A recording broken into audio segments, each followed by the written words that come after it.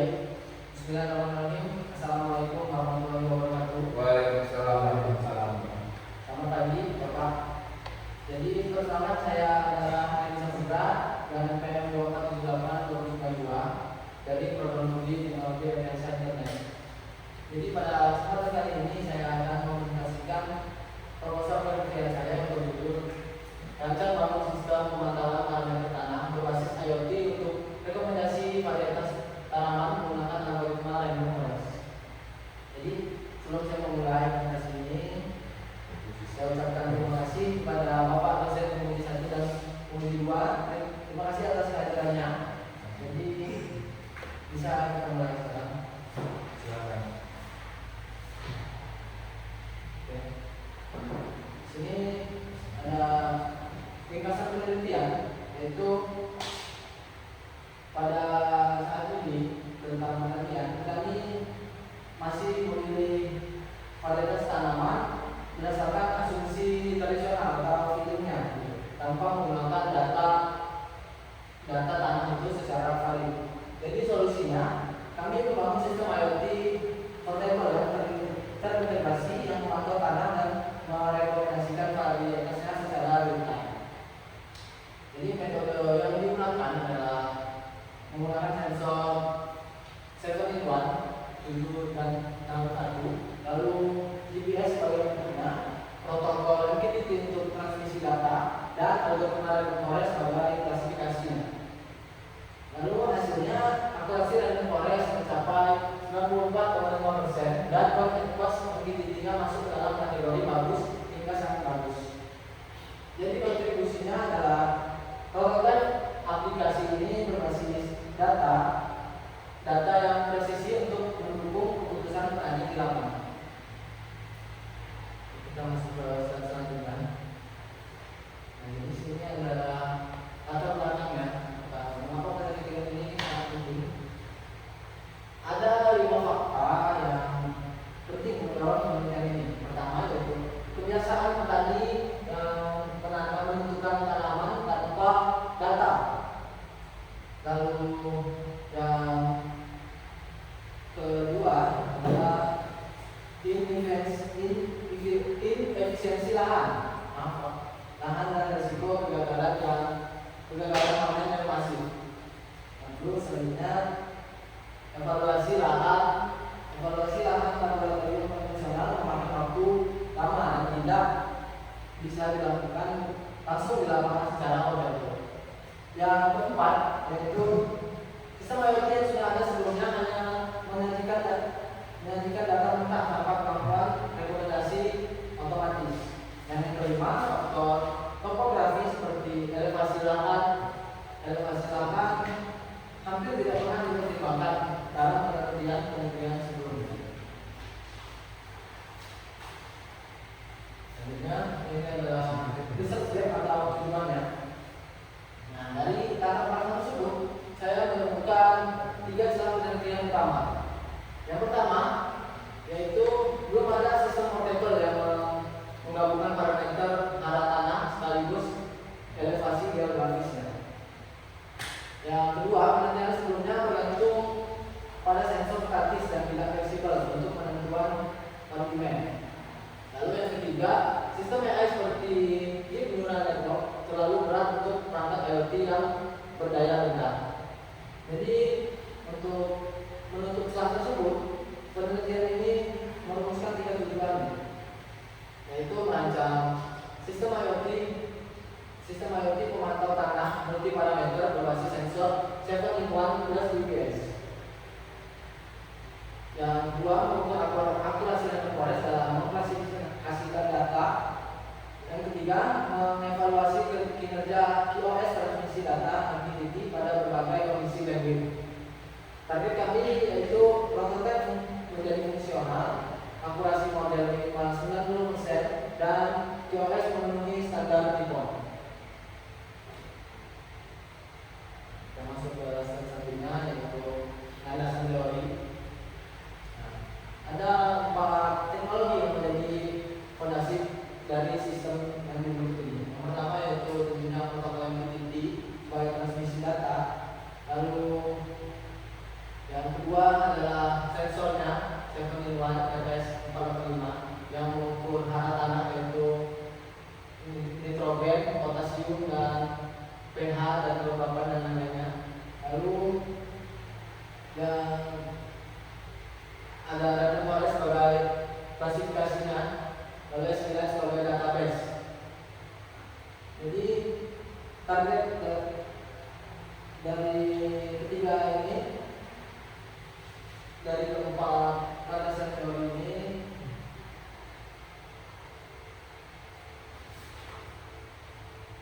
Data Forest menggunakan metode sensor learning berbasis majority voting yang akurat, tahan computing, dan sangat ringan untuk perangkat yang kecil. Lalu S9 dalam database serverless configuration yang dia untuk menyimpan data lama karena sistem IoT tanpa membutuhkan server database yang terpisah. Nah, ini adalah state of the art atau penelitian terdahulu. Ini adalah perbandingan penelitian terdahulu. Yang pertama ada Anna et al. Yang berhasil membangun monitoring real time, tapi tanpa rekomendasi varietas otomatis. Terus selanjutnya ada Suminta dan Priyadarshini yang menggunakan algoritma KNN yang menghasilkan akurasi 84%, tapi tidak ada data elevasi atau GPS. Yang ketiga yaitu Ambindin menggunakan jaringan lokal yang stabil, tapi jangkauannya sangat terbatas dan tanpa ada analitik dari AI.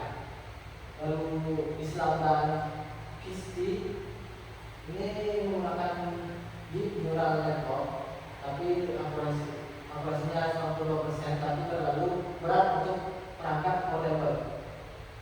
Nah, penelitian kami ada di nomor 5, yaitu hadir untuk menutup semua celah tersebut. 7 parameter plus GPS dan Forest yang ringan dan disertai analisis iOS dari jaringan. Ini masuk ke metode dan spesifikasi sistem. Metodologi penelitian ini menggunakan pendekatan prototyping untuk sisi hardware dan jaringan, dikombinasikan dengan machine learning untuk pemodelan AI-nya. Dan alurnya terdiri dari 4 tahap. Yang pertama, identifikasi masalah dan tinjauan literatur, lalu melakukan pengumpulan data dan analisis kebutuhan sistem. Yang ketiga, implementasi prototipe IoT dan model Forest. Yang keempat yaitu evaluasi uji iOS menggunakan WhatsApp dan verifikasi akurasi menggunakan confusion matrix.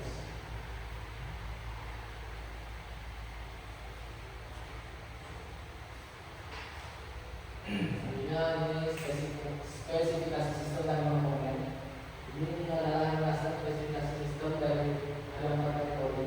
Yang pertama adalah hardware-nya menggunakan ESP32, lalu sensor 7-in-1 dan S485, lalu modul GPS Neo 6M dan konverter Max 485, lalu firmware dan tools menggunakan Android IDE, lalu Eclipse Mosquito untuk MQTT-nya dan WhatsApp. Lalu backend dan AI menggunakan Python dan ada modul Skitler dan model Data Forest untuk klasifikasi.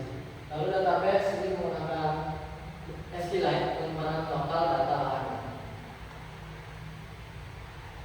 Ini arsitektur sistem terdiri dari 3 lapisan yang bekerja sama secara berurutan. Yang lapisan pertama adalah inti sensornya. Lapisan inti sensor 7-in-1 dan GPS. Lalu lapisan kedua adalah lapisan jaringan. Jadi SP32 ini mengemas data pallet lesson dan mengirimnya via WiFi ke MQTT router Mosquito. Lalu lapisan ketiga adalah backend output. Python menerima data lalu disimpan di database SQLite. Lalu Data Forest mengklasifikasikan data tersebut lalu menghasilkan output rekomendasi 3 tanaman yang dapat ditanam di lahan tersebut.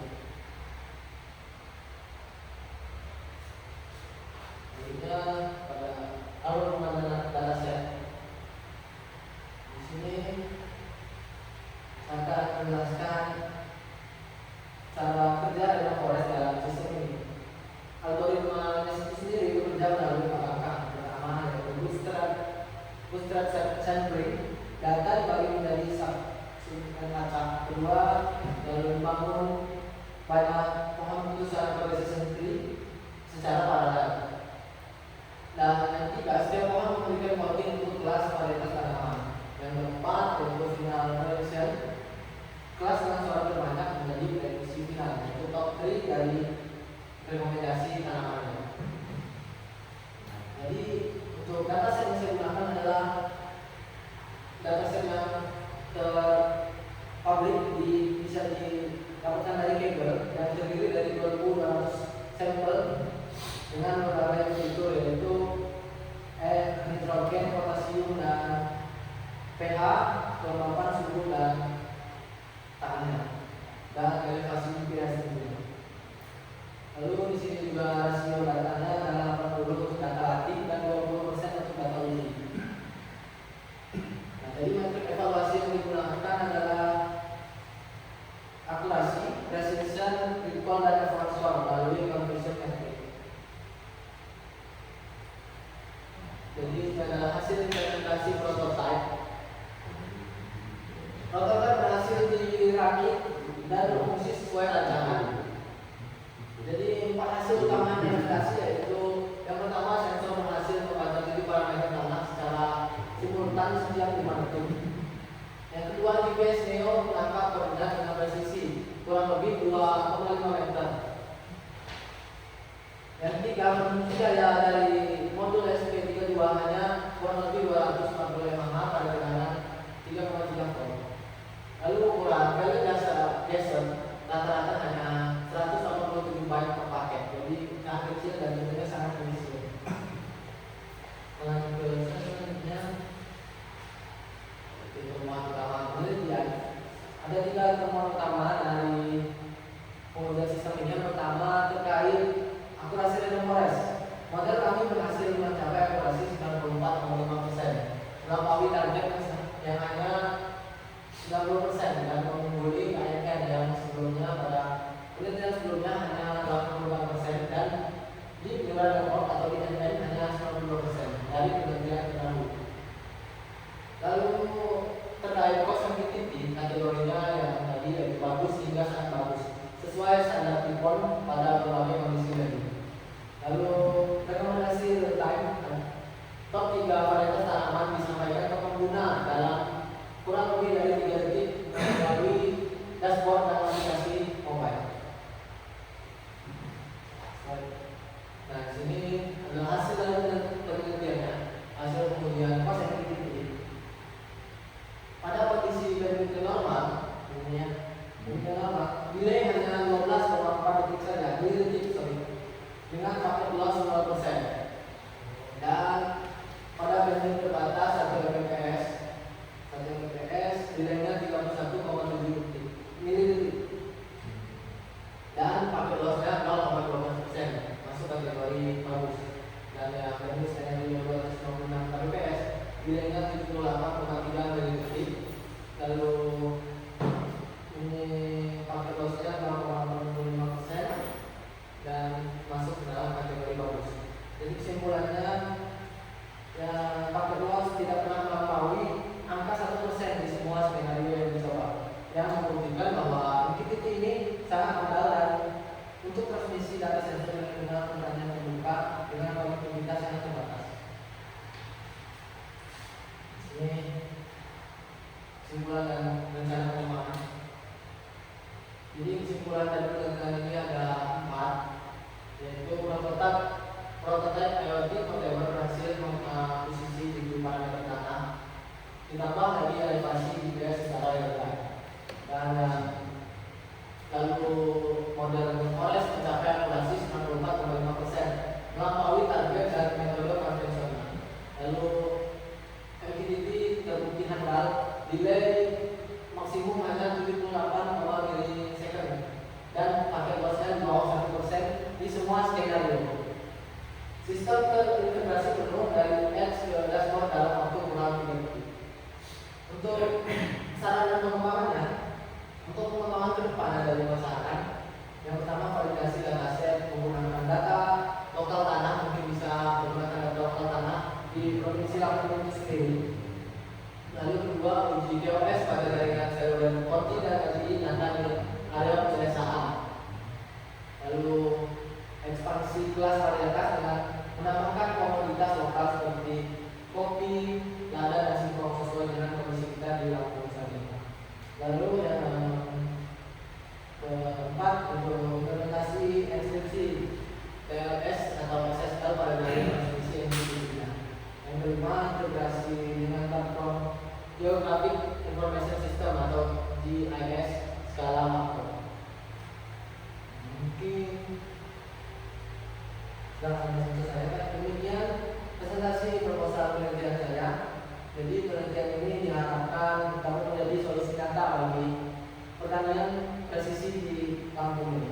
Jadi memberikan alat bantu berbasis data yang praktis, portable, dan terjangkau bagi para petani. Di sini juga saya membuka sesi tanya jawab dan saya menerima masukan dari bapak-bapak penguji. Jadi saya ucapkan terima kasih. Oke, Mas Rendy ya. Ya. Oke, jadi terakhir dari saya di slide 12 itu disebutkan bahwa rekomendasi itu muncul dalam kurang dari 3 detik. Apakah benar itu, Mas Rendy? Nah, itu apakah waktu 3 detik itu sudah termasuk waktu invensi dan forest atau hanya transmisi jaringan aja? Itu gimana? Boleh langsung saya jawab, Pak? Silakan. Nah, jadi waktu kurang dari 3 detik itu adalah end-to-end time, mencakup seluruh proses dari sensor sampai dia selesai membaca. SP32 mengemas data lesson, lalu transmisi via Wi-Fi ke global connectivity, lalu server Python menerima dan mengirimkan data itu, lalu diolah oleh Random Forest dan disimpan ke dalam database SQLite. Hingga hasil rekomendasi dikirim ke aplikasi mobile yang digunakan oleh user, dan waktu inferensi Random Forest sendiri itu sangat singkat, biasanya hanya 5-20 milidetik untuk dataset dengan 2200 sampel dan 150 basis history. Komponen yang besar dari 3 detik itu sebenarnya adalah latency dari Wi-Fi dan proses I/O SQLite. Oke, mungkin semua. Oke, apa pertanyaan untuk Mas Rendy? Oke, Mas Rendy, saya selaku penguji 2 ya. Saya ingin bertanya sama Mas Rendy. Bisa 10 jadi saya melihat dataset Anda terdiri dari 2200 sampel. Oke, mencakup 6 varietas tanaman, betul? Betul. Tapi di laporan saya baca ada 12 varietas, betul Mas? Ya Pak, betul. Di slide disebutkan 6 varietas. Nah, padi, jagung, kedelai, cabai, tomat, kangkung. Bisakah Anda klarifikasi angka yang benar itu berapa? Oke. Terima kasih Pak telah memperhatikan detail ini ya. Jadi semua atas konsistensi data tersebut, angka yang benar sesuai laporan adalah 12 kelas varietas tanaman dan 2200 sampel dengan lapor fitur input termasuk elevasi GPS. Slide tersebut adalah ringkasan yang disederhanakan oleh AI yang membantu pekerjaan saya sehingga menyebutkan 6 varietas saja. Ini adalah kesalahan teknis pada saat yang perlu saya perbaiki sebelum presentasi final. Untuk laporan resmi dataset mencakup 12 kelas, yaitu padi, jagung, kedelai, ubi kayu, kacang tanah, cabai, tomat, terong, bawang merah, semangka, melon, dan tebu. Baik. Oke, terima kasih Rendy atas jawabannya. Karena saya sedikit bingung Mas Rendy. Terima kasih Pak. Oke, Mas Rendy, ini pertanyaan terakhir saya ya. Ya, Pak. Di sini tadi itu saya perhatikan di slide 13 ya. Jadi tabel QoS itu Anda mengukur throughput dalam satuan kbps, benar? Iya betul. Nah, nilainya itu 18,7 kbps. Betul. Nah, di kondisi normal itu tergolong rendah. Apakah tidak ada masalah dengan throughput seperti itu untuk sistem secara real time itu? Ya, terima kasih atas pertanyaannya.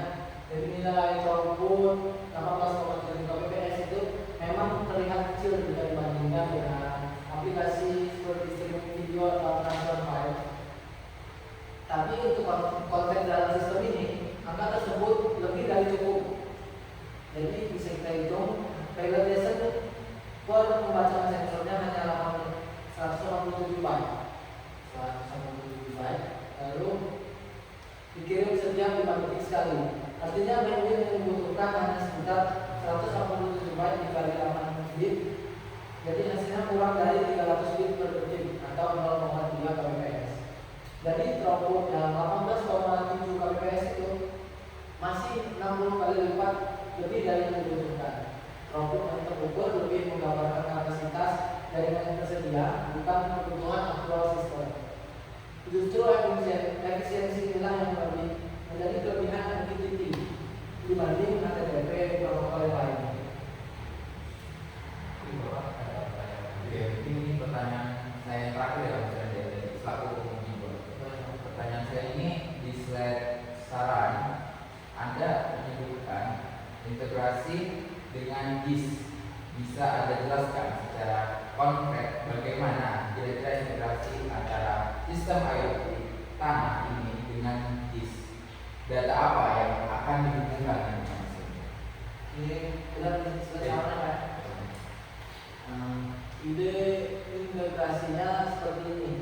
Setiap kali operator melakukan pengukuran tanah di titik tanah tertentu, sistem kita sudah otomatis merekam koordinat GPS dan elevasi data. Jadi data ini berisi nilai N, PK, dan pH dan hasil rekomendasi varietas tanaman tersebut. Kemudian bisa disimpan dengan tag lokasi di SQLite. Nah, data lokasi inilah yang bisa diekspor dalam platform GIS yang saya sebutkan tadi. Nah, di sana kita bisa membuat peta sebaran tentang kesuburan tanah. Misalnya area berwarna hijau cocok untuk padi, area kuning untuk jagung, lalu area merah berarti dia kurang subur. Dan petani dan dinas pertanian bisa melihat visualisasi kondisi lahan tersebut secara spasial untuk skala desa dan atau kecamatan. Jadi ini jauh lebih informatif dibanding sekadar tabel angka. Jadi integrasi GIS-nya melalui data koordinat GPS yang sudah kita rekam dari awal, tinggal menambahkan lapisan visualisasi peta di atasnya. Oke, baik Mas Randy, saya sangat setuju argumen penglihatan forest atas DNN tadi sangat meyakinkan. Satu catatan buat Mas Randy, pastikan dataset lokal Lampung segera dikumpulkan agar validitas sistem lebih kuat, presentasinya yang lebih baik. Baik Pak. Mungkin ada pesan cukup untuk saya. Terima kasih Pak atas pertanyaan dan masukannya yang sangat berharga bagi saya. Saya mohon maaf tadi telah terjadi inkonsistensi data dan sebagainya. Semua saran akan saya menjadikan prioritas dan pengembangan pada penelitian ini ke depannya. Demikian pada presentasi konferensi saya. Mohon maaf atas segala kekurangan. Saya akhiri. Wassalamualaikum warahmatullahi wabarakatuh. Waalaikumsalam warahmatullahi wabarakatuh. Semangat ya Mas Randy. Terima kasih Pak.